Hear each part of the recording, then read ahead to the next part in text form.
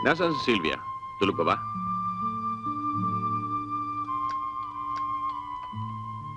Nag-iisa ba ako dito sa komedor at walang umimik?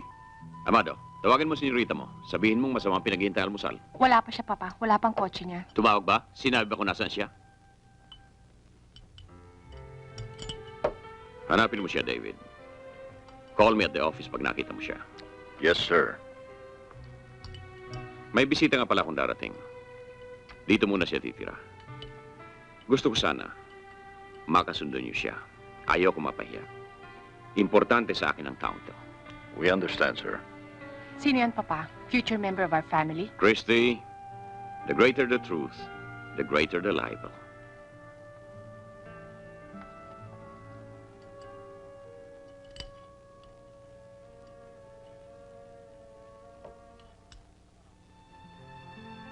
Parang malungkot ang bahay na ito. Kulang sa buhay. Gusto ko sana madagdagan ang mga halaman dito. Mga bulaklak. Will you do that, Christy? Do I have a choice, Papa?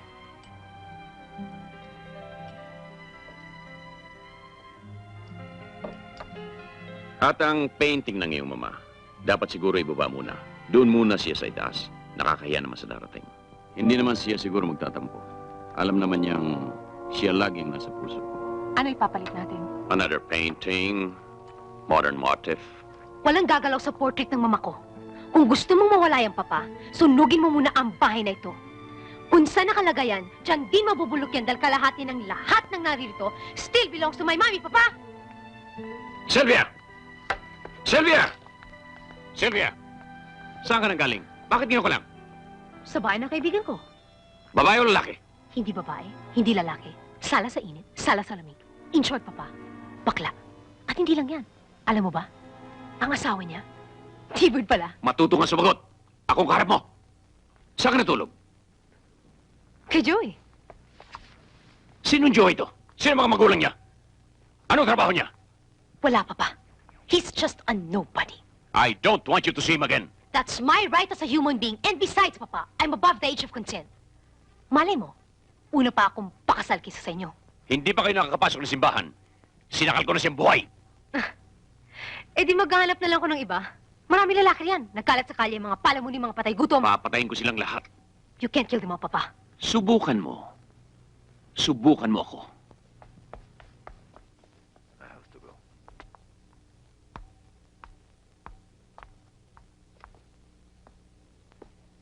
One for...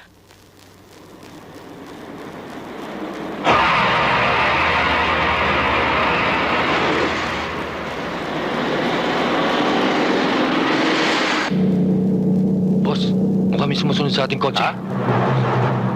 Naloko na ang bus!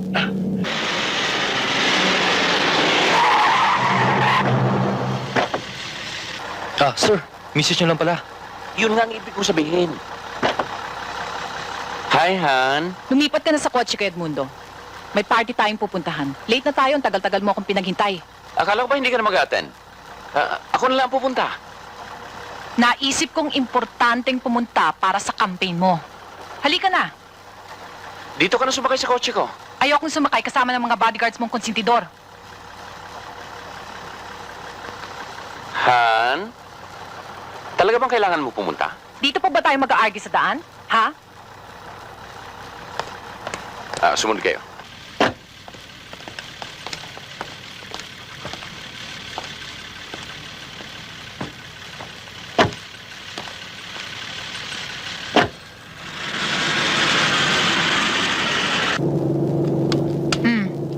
How's your latest conquest?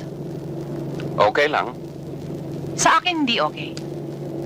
Yung iba mong babae, dinidispatch mo after a few months. Ito, binahay mo pa.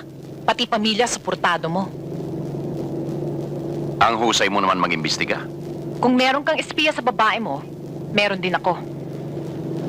Kawawang Rachel. Doble-doble ang espiya. Kung hindi mo siya kayang dispatcha, tutulungan kita. Han, hindi ka ba naman nasanay sa akin? Kailangan ko ng mga ganitong diversyon. Kailangan ko ng konting exercise.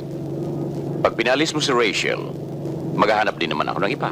Iba ngayon, Edmundo. Malapit na ang eleksyon. Kung gusto mo maging congressman, buburuhin mo muna yan. Alam mo, Divina, marami akong narinig tungkol sa'yo. Oh? Like what? Terror ka raw. Ano? Siguro, pag tungkol sa negosyo. Oo, inaamin ko. Tupi raw sa'yo mga lalaki pagdating sa ligawan, sa pag-ibig. That's unfair. Siguro, kasi halos puro mga lalaki ang subordinates ko. Kaya kahit tapos na ang office hours, dala ko pa rin ang posisyon ko. Alam mo, Jerry, kung merong dapat sisihin, ang ama ko. Paano? Sinabak na niya ako sa isang negosyong lalaki ang dapat nagpapatakbo. Puro machineries, heavy equipment. Hindi ba?